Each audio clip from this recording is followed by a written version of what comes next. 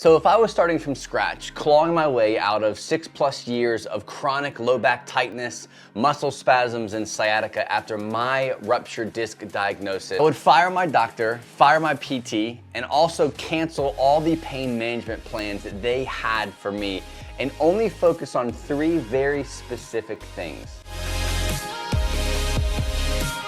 Today I'm going to break down what those 3 things are so that you can apply them yourself. So for the first few years of my chronic back pain journey, I was so focused on the symptoms. Why is my low back so tight? Why do I keep having spasms? Why is buckling up causing my left QL to lock down?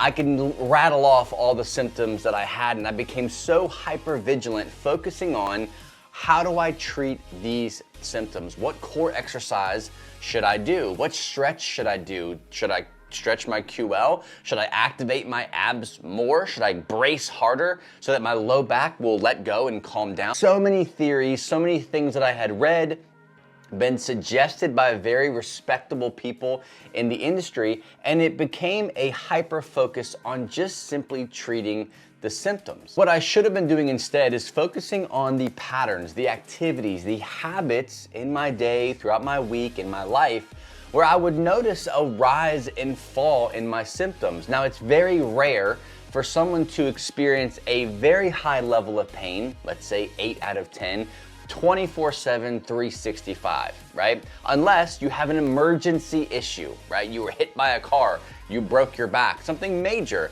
Go see a doctor. You shouldn't be watching this video. But if your pain ebbs and flows, right?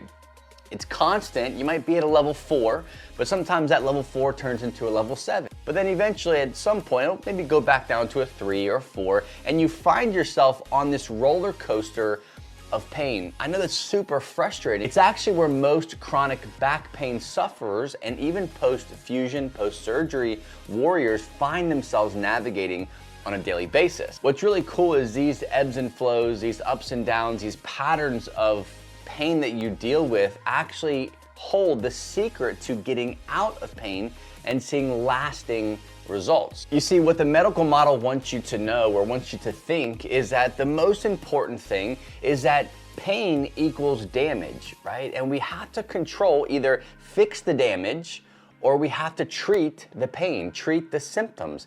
And there's not many ways that we can treat the symptoms other than maybe trying some exercise out, maybe stretching some things out. But at the end of the day, once those things don't work, which they don't work for a lot of people, you're looking at medication. You're looking at surgery. So it's only focused on how the body feels, the symptoms, and instead you need to turn inward. Look at your pattern, look at what you do on a daily basis, your habits, your routines, and look for those ebbs and flows, because in those ebbs and flows, the good days and the bad, is where you're gonna find your unique strategy out of pain. Really quick before we jump back into the episode, I wanna give you a free guide. If you are in the gym trying to build strength, trying to use exercise as an asset to your chronic back pain situation, you know exercise is healthy for you, but you're just not sure what to do because what you're doing is causing pain. I want to wipe your slate clear of all the things that you're doing, all the things that your PT or your personal trainer might have given you, and give you a tool that you can use to build your own chronic back pain friendly workout, whether you're post-fusion, post-surgery, herniated disc, bulging disc, sciatica, whatever it might be. I want to give you the tools you need to build out your unique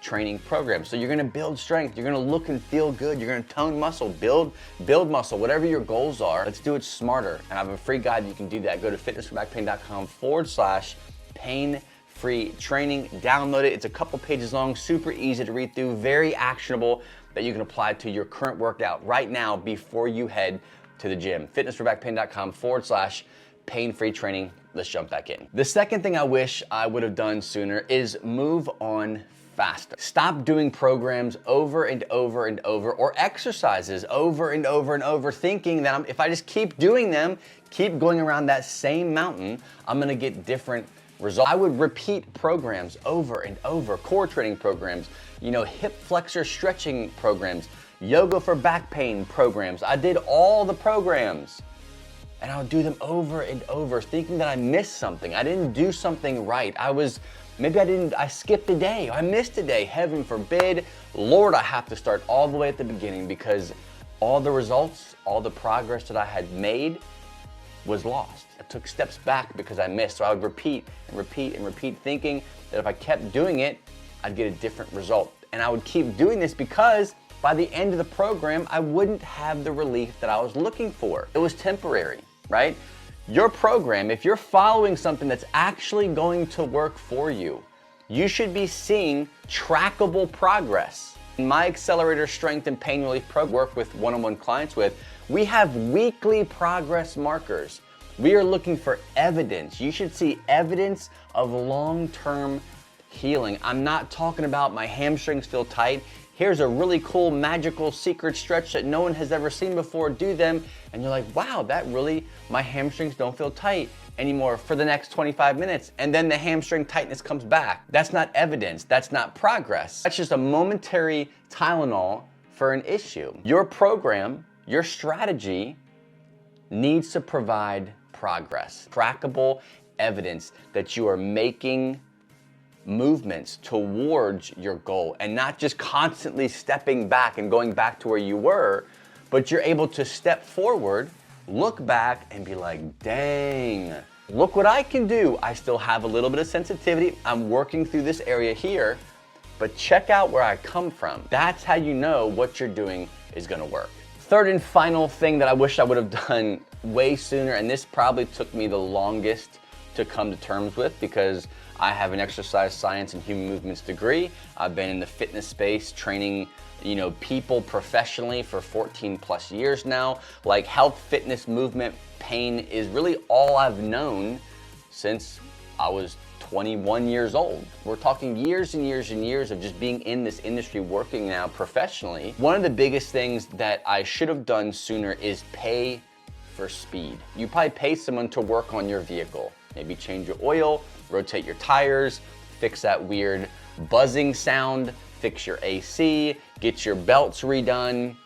You pay someone, or you might do it yourself, but you'll get to a limit of doing it yourself that you can't do it anymore. Okay, this is beyond me. I'm going to pay someone to get it fixed. Sure, I could sit here and watch YouTube videos and Instagram videos and save a bunch of really cool stretches or save a bunch of really cool things, but ultimately you're just wasting your time. You're prolonging your issue and not actually taking action. So you pay someone, when it goes back to the car idea, you pay someone to fix your car so you can get back on the road, back to work, back to your life. So you're not stressing over it and out of a vehicle for a whole week. You pay to get blood work done. You don't feel good. Maybe you're at an age where you're trying to just make sure you're running on all cylinders, right? You don't feel good, you feel under the weather, you might have a flu, you might, whatever. You get blood work done that shows you certain levels of certain things in your blood. You might wanna treat this. You might wanna go after this and maybe help this get a little bit stronger. Or you can just sit at home and say, you know what, I feel like crap, I'm just gonna ride it out. Who knows what it is? I don't care. If it takes me 2 months to get over, I'm just gonna naturally let my body do its thing. Or you're gonna pay for the blood work to get the results so that then you can take action and probably pay a little bit more for some medication or some vitamins or some kind of holistic treatment to get results faster. You can do this on your own. If you think you understand, you think you know, and you can take all the pieces across the internet, all the different McKenzies and the McGills and all these different types of ways of approaching back pain, you can piece them together to make it work for you, awesome. But if not, stop wasting your time and living a secluded version, a diluted version of your life, full of fear, anxiety, worry, doubt, frustration, chronic pain, day in, day out, while you apply ice packs, heating pads, stretches, third, fourth, fifth injections, maybe even surgery. We're in a day and age where you can find someone who's, I've ruptured my disc, right? Was diagnosed with degenerative disc above that site, lived with chronic pain for years, have had all the symptoms, have done all the stuff, fired the medical model, eventually went out on my own, put together what works, applied it, and now I apply it to thousands of people all over the world and get, honestly, better and faster results than I got myself. Those are the resources you have in today's age because we have the internet. We have people who have been in your shoes who are now helping people in your shoes get out of your shoes. Pay for speed. Get help. Get coaching. Ask for help. Invest in yourself. If you were starting a business and I said, if you gave me $10,000, I could make you 6 figures in 1 year. $10,000 paid in full is a lot of money. But going from $28,000 a year to 6 figures and beyond a year, that would be worth it. And you get there by investing in coaching that's going to allow you to cut the line, speed up, and get to the result that you want faster because you're following a plan that's been proven. If you're watching this and you need help, reach out. Email me, william@fitnessforbackpain.com.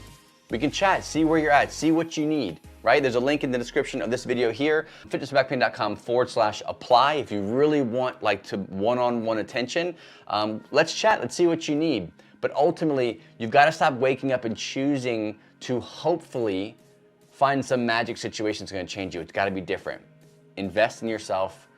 Pay for speed. It's one of the biggest things that was the last thing I did, but it was the thing that got me across the finish line. And I'm like, wow, I wasted 6 years of my life. I wish I would have just done this sooner. If I were to hit reset, go back, re-rupture my disc, have all those symptoms, those are the 3 things that I would do instead of sitting in waiting rooms, getting second, third opinions, talking about fusions, talking about pain management, wasting my time doing things treating the symptoms. 3 things, if you dive headfirst in, educate, take action on, you're gonna see results. So if you want a place to start, if you're like, hey, you know, okay, I get this, like I'm on my way to my gym, right? I'm gonna go work out this weekend. I just need something to do that's even better than what I'm doing now, right? And you need some help building out your ideal strength training program.